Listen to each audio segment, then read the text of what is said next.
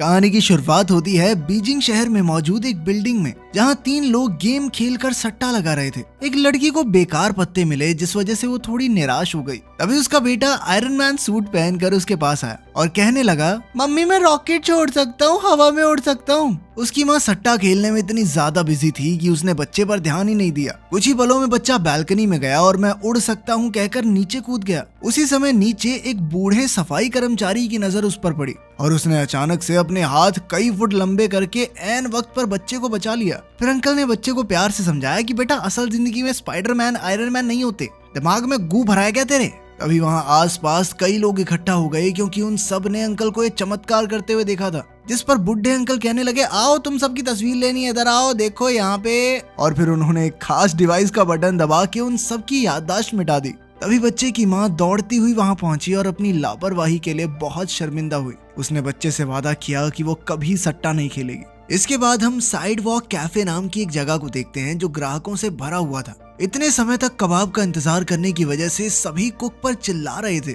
अब उस कुक से इतनी जोर जबरदस्ती बर्दाश्त नहीं हुई और उसने चुपके से काम जल्दी करने के लिए अपना हाथ ग्रिलर के नीचे रखकर अपनी हथेली पर ही आग जला दी, जिससे कबाब जल्दी जल्दी पकने लगे। इस आदमी का नाम था फायरमैन। फिर हम एक नाइट क्लब देखते हैं, जहां बढ़िया पार्टी चल रही थी। एक लड़की पोल पर डांस दिखाकर सबको लुभा रही थी, तो एक ठरकी आदमी अपनी जीभ बाहर निकाल के लड़की के पास जा पहुंचा। वो जानबूझकर चिपक कर नाचने की कोशिश कर रहा था, तो लड़की ने चुपके से पोल को हाथ लगाया, जिससे पोल में बिजली दौड़ने लगी और उस आदमी को बिजली का जबरदस्त झटका लगा। तो जाहिर सी बात है, इस लड़की का नाम है इलेक्ट्रिक गर्ल। इसके बाद हम सुपर हीरोज की टीम के एक और मेंबर को देखते हैं, जो एक आम से सिक्योरिटी गार्ड के भेस में था। एक लड़की की गाड़ी गड्ढे में फंस गई, तो उसने इधर उधर देखकर अपना हाथ गाड़ी पर रखा और अचानक वो लोहे में बदल गया। फिर उसने बड़ी आसानी से गाड़ी को पीछे से उठाकर गड्ढे से बाहर निकाल दिया। इस सुपर हीरो का नाम है आयरन आर्म। इसके बाद इन तीनों हीरोज को उनके लीडर फेरो का फोन आया। उसने कहा कि उसे खबर मिली है कि कुछ चोर आज म्यूजियम के पास चोरी करने वाले हैं। जल्द ही सुपर हीरोज की टीम वहां पहुंच गई और फिर चोर भी काली गाड़ी में अपने मिशन को अंजाम देने आ पहुंचे। उन्होंने सिक्योरिटी कैमरास को गोली से उड़ा दिया और फिर अपने हाई-फाई डिवाइसेस की मदद से सीवर का ढक्कन निकालने लगे। उन्होंने काफी देर तक कोशिश की और ढक्कन नहीं खुला, तो फिर आखिर में बम से उड़ा दिया। उन्हें देखते ही आयरन आर्म गुस्से में उन पर हमला करने वाला था, मगर फेरो ने उन्हें रुकने को कहा। वो चाहता था कि चोर पहले चोरी तो कर लें, ताकि उनके पास उन्हें गिरफ्तार करने की कोई ठोस वजह तो हो। लेकिन उसी समय अचानक एक और बंदा सुपरमैन की कॉस्ट्यूम पहन के गुलाटियां मारता हुआ वहां आ गया। उसका नाम था स्टिकी और फेरो ने हाल ही में उसे टीम में शामिल किया था, मगर उसने स्टिकी को आज के मिशन के लिए बुलाया ही नहीं था। लेकिन स्टिकी ने वहां आते ही चोरों पर हमला बोल दिया और अपने गोंद से भी ज्यादा चिपकू थूक से उन्हें रोकने लगा। तभी बाकी सुपर हीरोज ने भी बाहर आकर उसका साथ दिया और कुछ ही पलों में चोरों की सिट्टी पिट्टी गुम हो गई। तभी फेरो ने देखा कि एक चोर अब भी होश में था और उसने अपनी आंखों की शक्ति से उसे अपने वश में कर लिया, जिससे चोर को ऐसा लगने लगा कि फेरो उसका बाप है। चोर उसे देखते ही उसके पैरों में लेट गया और अपने जुर्म की माफी मांगने लगा। उसने बताया कि वो ये सीवर का ढक्कन इसलिए चुरा रहे थे ताकि एक बहुत अमीर बिजनेसमैन को बेच सकें। उस आदमी को टैंक्स की सुरक्षा के लिए मजबूत लोहे की जरूरत थी और चाइनीज सीवर के ढक्कन तो ऐसे होते हैं कि गोलियां भी आर पार नहीं होती उनके। खैर, ये सुनने के बाद फेरो ने अपने डिवाइस से सभी चोरों की याददाश्त मिटा दी। अब स्टिकी सोच रहा था कि उसकी बहादुरी के लिए फेरो उसकी तारीफ करेगा, लेकिन फेरो ने तो उसे डांटना शुरू कर दिया, क्योंकि वो बिना बताए इस प्लान में घुस गया था और उसकी वजह से सब कुछ चौपट हो सकता था। इसके बाद फेरो को कमिश्नर का फोन आया। कमिश्नर ने मिशन पूरा करने के लिए फेरो का धन्यवाद किया, क्योंकि आज उसकी वजह से सीवर का ढक्कन चुराने वाली गैंग का पर्दाफाश हो पाया है। आखिरकार मिशन पूरा होने के बाद फेरो ने अपने नए सुपर हीरो स्टिकी को अपने ऑफिस में बुलाकर बाकी सबसे मिलवाया। फेरो ने सबको बताया कि बचपन में फेविकोल पी गया था ये, जिसके बाद उसके शरीर में अजीबोगरीब रिएक्शन होने लगे और फिर बड़ा होकर उसका पसीना, थूक और पेशाब सब कुछ चिपकू हो गया। इसके बाद स्टिकी ने सबके सामने अपनी शक्तियों की नुमाइश की और उसे लग रहा था कि वो सबसे बेहतर है। लेकिन जैसे ही वो आयरन आर्म के सामने पहुंचा, तो आयरन आर्म ने उसे अपनी असली जगह दिखा दी। उसने स्टिकी का हाथ पकड़कर उसे एक ही पल में एक कोने से दूसरे में फेंक दिया। खैर, बाद में हम देखते हैं कि फेरो ने उसे एक नौकरी दिलवाई, क्योंकि उसे सुपर हीरो बनने के लिए एक आम इंसान बनकर रहना होगा, ताकि किसी को उस पर शक ना हो। ये उनकी टीम का इकलौता रूल था। फेरो ने उसे डिलीवरी बॉय की नौकरी दी, तो स्टिकी ने कहा कि वो कोई ढंग की नौकरी करना चाहता है, मगर फेरो नहीं माना और स्टिकी को ना चाहते हुए भी पूरा दिन पार्सल डिलीवर करने पड़े। लेकिन रास्ते में जैसे ही कोई प्रॉब्लम आई तो उसने टीम का पहला रूल ही तोड़ दिया। उनमें से किसी को भी दुनिया के सामने अपनी शक्तियों का इस्तेमाल करने की इजाजत नहीं थी, लेकिन स्टिकी तो अपने चिपकू पसीने की मदद से स्पाइडरमैन की तरह एक बिल्डिंग से दूसरी पे चढ़ के पार्सल पकड़ाने लगा। जब एक औरत ने उसे खिड़की से अंदर आते देखा तो वो डर के मारे बेहोशी हो गई। फिर एक एम्बुलेंस उसे हॉस्पिटल ले जाने आई तो वो दीवारों पर चलने वाले भूत के बारे में बड़बड़ा रही थी। खुशकिस्मती से फेरो ने ऐन मौके पर उसकी याददाश्त मिटा दी और वो शांत हो गई। इसके बाद हम 7 नाम की एक बहुत बड़ी कंपनी को देखते हैं, जहाँ का डायरेक्टर अपने इन्वेस्टर्स से मीटिंग कर रहा था। डायरेक्टर का नाम था चैंग और उसने अपने इन्वेस्टर्स को डॉक्टर बिल नाम के एक जवान साइंटिस्ट से मिलवाया। डॉक्टर बिल ने एक खास किस्म के क्लोनिंग कंपाउंड का आविष्कार किया था। बिल ने अपने इन्वेस्टर्स को आविष्कार के बारे में बताते हुए कहा कि उसकी टेक्निक से आप कुछ ही पलों में किसी भी चीज का क्लोन बना सकते हैं। फिर उसने इसका नमूना दिखाते हुए एक संतरे में इंजेक्शन लगाया और वो अपने आप बड़ा होने लगा। कुछ ही पलों में एक संतरे से 2 संतरे बन गए, जिसे देखकर सभी इंप्रेस हो गए, यहाँ तक कि दोनों संतरों का स्वाद भी बिल्कुल वैसा ही था। तब इन्वेस्टर्स ने खुश होकर डायरेक्टर से वादा किया कि वो इस प्रोजेक्ट में पैसा जरूर लगाएंगे। इस बात से चैंग बेहद खुश था और उसने बिल से कहा कि जल्द ही वो साइंस मैगजीन के कवर पर होगा। वहीं दूसरी ओर हम देखते हैं कि फेरो स्टिकी की क्लास लगा रहा था कि उसने सबके सामने अपनी शक्तियों का इस्तेमाल कैसे किया। और फिर स्टिकी कहने लगा कि डिलीवरी बॉय की नौकरी में सारा टाइम थोड़ी लगा दूंगा अपना, लोगों की जान भी तो बचानी है सर बाद में। वो एक सुपर हीरो है, उसे देश में हो रहे जुर्म को रोकना चाहिए। उसी समय एक प्यारी सी लड़की ने उसे पीछे से बुलाया। उसे लगा वो एक कुरियर वाला है, इसीलिए उसने स्टिकी को उसके घर जाकर सामान पैक करने में उसकी मदद करने को कहा। स्टिकी तो उसे देखते ही लट्टू हो गया और चुपचाप लड़की के पीछे उसके घर आ गया। लड़की ने उसे काम समझाया और फिर अपने फोन पर लाइव स्ट्रीमिंग करने लग गई। तब पता चला कि उस लड़की का नाम जाओ है, जो कि एक काफी मशहूर व्लॉगर है। खैर फिर स्टिकी बाथरूम में हल्का हो रहा था तो अचानक उसकी नजर एक कॉकरोच पर पड़ी और वो बुरी तरह डर गया। इसी वजह से उसका चिपकू पेशाब सारे फर्श पर बिखर गया और साथ ही उसके हाथों पर भी लग गया। इधर उसके पैर भी जमीन से चिपके हुए थे, तो उन्हें निकालने के चक्कर में जैसे ही वो नीचे गिरने लगा तो उसने वहाँ सूख रहे लड़की के अंडरगारमेंट्स पकड़ लिए। जब जाओ को बाथरूम से आवाजें आई तो वो वहाँ पहुंची।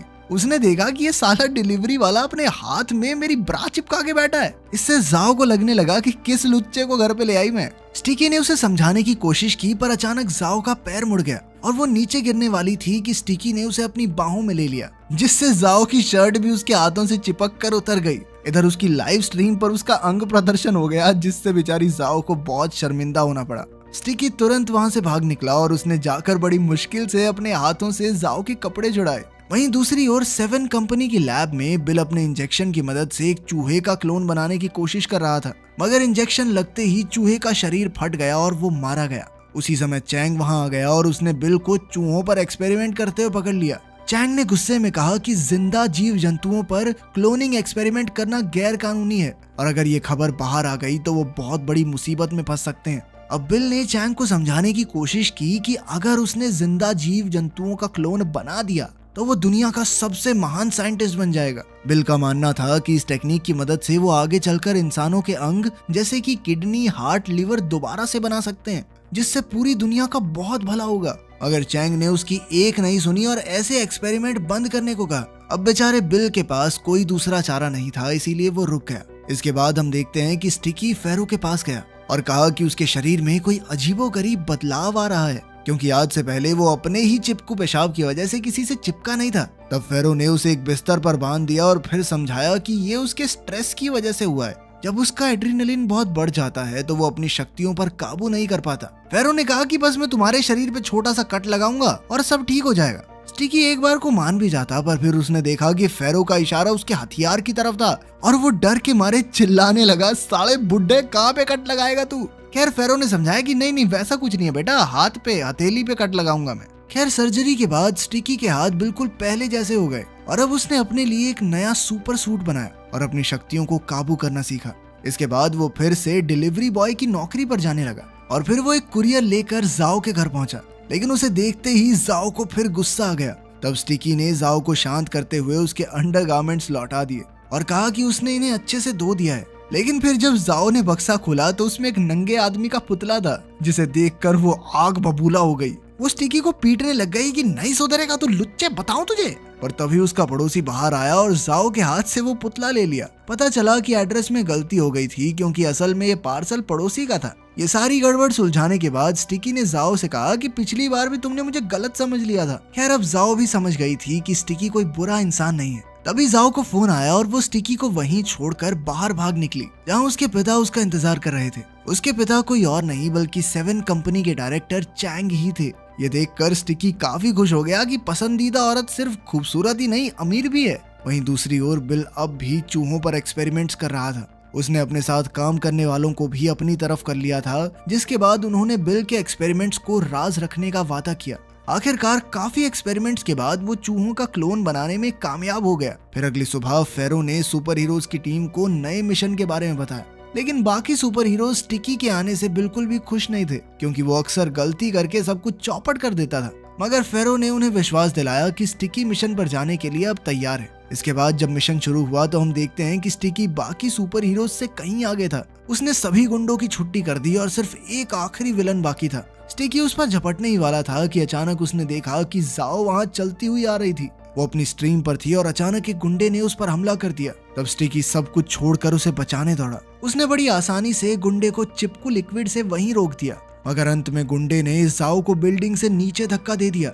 लेकिन स्टिकी ने ऐन वक्त पर उसके पीछे कूदकर उसे अपनी बाहों में ले लिया और उसकी जान बचाई। ये सब देखकर जाओ तो बेहद इम्प्रेस हो गई और उसने सुपर हीरो का नाम पूछा। लेकिन उसी समय फेरो ने उसकी याददाश्त मिटा दी, जिससे जाओ को लगा कि यहाँ किसी 3rd क्लास फिल्म की शूटिंग चल रही है, जिसे अनोखी फिल्म्स वाले थोड़े टाइम में लोगों को दिखाएंगे। जब वो घर लौटी तो उसकी दोस्त ने उसे फोन करके पूछा कि उसके साथ क्या हो रहा है। तब ये खुलासा होता है कि जो कुछ भी वहाँ हुआ वो सब जाओ की लाइव स्ट्रीम पर रिकॉर्ड हो गया था, और जब टीवी पर उसने ये फुटेज देखी तो उसे सब कुछ याद आ गया। इस नए सुपर हीरो की खबर सारी दुनिया में आग की तरह फैल गई और स्टिकी रातों रात मशहूर हो गया। सारे सेलिब्रिटीज उसी के बारे में बातें कर रहे थे और अब तो उसकी तारीफ में गाने तक बन रहे थे। ये सब देखकर फेरो बहुत गुस्से में था, लेकिन तभी कमिश्नर ने उसे फोन करके कहा कि अब जो हो गया हो गया। अब उन्हें स्टिकी को ही एक सेलिब्रिटी सुपर हीरो बनाए रखना होगा, ताकि सबका ध्यान उस पर रहे और बाकी सुपर हीरोज अपना काम आसानी से कर सकें। अब फेरो स्टिकी को लेकर सेंट्रल टेलीविजन के प्रोड्यूसर से मिलने गया और स्टिकी ने सबको अपनी काबिलियत का नमूना दिखाकर ये साबित कर दिया कि वो ही वीडियो वाला सुपर हीरो है। देखते ही देखते स्टिकी सेलिब्रिटी बन गया और सभी न्यूज वाले उसका इंटरव्यू लेकर तरह तरह के सवाल पूछने लगे। इसके बाद उसने कई एड्स भी किए और किसी ने तो उसे सिंगिंग शो का जज भी बना दिया। इसी दौरान वो कई सारी प्रेस कॉन्फ्रेंसेस भी कर रहा था, ताकि बाकी सुपर हीरोज का राज राज ही रहे। उसने दावा किया कि आज तक लोगों को मुसीबत से बचाने वाले जो भी चमत्कार हुए हैं उसके पीछे उसका ही हाथ है। जब आयरन आर्म ने ये खबर देखी तो वो गुस्से से लाल हो गया, क्योंकि ये कल का आया लड़का उनकी सारी मेहनत का क्रेडिट खुद ले जा रहा है। लेकिन धीरे धीरे स्टिकी की मुसीबतें बढ़नी शुरू हो गई, क्योंकि उसकी असलियत बाहर आने से आम लोगों के साथ साथ गुंडे भी उसे पहचानने लगे थे। एक बार तो एक आदमी ने जानबूझकर चोरी करने का नाटक किया और जब स्टिकी ने उसे पकड़ लिया और सभी लोगों का ध्यान उस पर आया तो अपने स्टोर की ऐड करने लग गया। इसके बाद कुछ लोगों ने नकली हमले का नाटक किया ताकि स्टिकी उन्हें बचाने आए और वो उससे मिल सकें। अब स्टिकी एक कॉन्फ्रेंस में जाने से पहले फेरो के साथ बैठा था, तो उसने फेरो से शिकायत की कि उसके मशहूर होने के बाद से ये सब गड़बड़ हो रही है। तभी हम देखते हैं कि जाओ भीड़ को चीरती हुई स्टिकी की तरफ भाग रही थी। वो तो स्टिकी के प्यार में पागल हो चुकी थी और वो सिक्योरिटी गार्ड्स के भी हाथ नहीं आई। तभी अपना आयरन मैन सिक्योरिटी यूनिफॉर्म पहने स्टिकी के पास पहुंचा और उसे बुरी तरह पीटने लगा, क्योंकि स्टिकी ने टीवी पर सारे मिशन का क्रेडिट खुद को दे दिया था। अब उसे चुप कराने के लिए स्टिकी ने उसके होठों पर चिपकू लिक्विड गिरा दिया। उसी समय जाओ ने कमरे का दरवाजा खोला, जिसका धक्का लगने से स्टिकी के होठ आयरन मैन के होठों से जा चिपके। जब जाओ ने उन दोनों को होठ से होठ चिपकाए देखा तो उसे लगा कि स्टिकी तो गे है और वो रोते रोते वहां से भाग गई। अब स्टिकी जैसे तैसे खुद को छुड़ाकर कुरियर बॉय के रूप में जाओ के पास गया और उसे समझाने की कोशिश की। उसने कहानी बनाई कि वो स्टिकी को अच्छे से जानता है और अगर जाओ चाहे तो वो उसे मिलवा भी देगा। उसने जाओ को यकीन दिलाया कि स्टिकी गे नहीं है और उसे कोई गलतफहमी हुई होगी। ये सुनकर जाओ ने एक्साइटमेंट में उसे गले लगा लिया।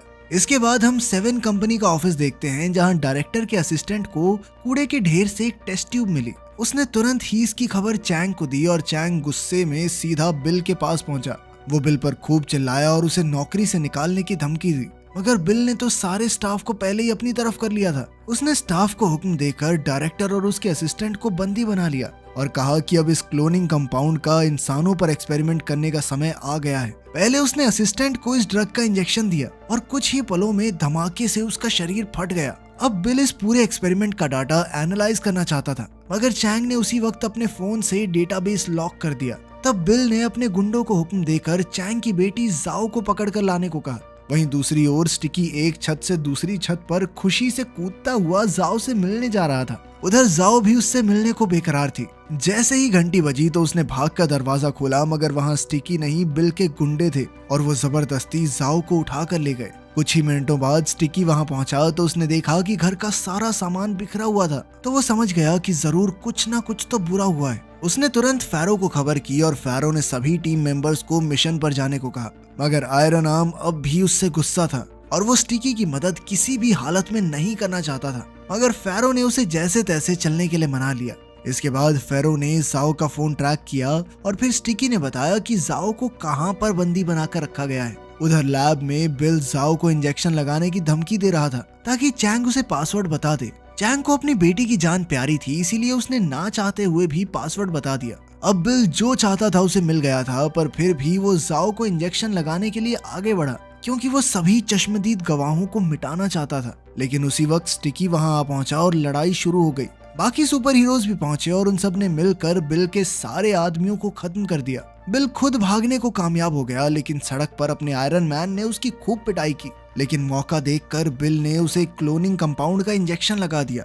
लेकिन सुपर हीरोज पर इसका बहुत ही अलग असर होता था। अब ना सिक्योरिटी गार्ड अब तो पूरी तरह से आयरन मैन बन गया था। उसका गुस्सा बहुत ज्यादा बढ़ गया और उसने एक ही मुक्के में बिल का सर उड़ा दिया। वो अब हर तरफ हल्क की तरह ताबड़तोड़ तबाही मचा रहा था। बाकी सारे सुपर हीरोज ने वहां पहुंचकर उसे रोकने की बहुत कोशिश की, मगर वो बहुत ज्यादा ताकतवर हो गया था। इसके बाद अपने पागल आयरन मैन ने स्टिकी पर हमला किया, लेकिन जाओ उसे बचाने के लिए पीछे से AK-47 की गोलियां बरसाने लगी। अब अपने विलन का ध्यान जाओ की तरफ मुड़ गया, लेकिन स्टिकी ने जाओ को बचाते हुए विलन को फुटपाथ पर चिपका दिया। इसी दौरान जाओ ने स्टिकी का असली चेहरा देख लिया। उसने स्टिकी से पूछा कि तुमने अपनी सच्चाई मुझे क्यों नहीं बताई। स्टिकी कहने लगा कि देखो मैं हैंडसम तो हूँ, लेकिन काम दाम कुछ खास नहीं करता, वही डिलीवरी वाला काम है अपना।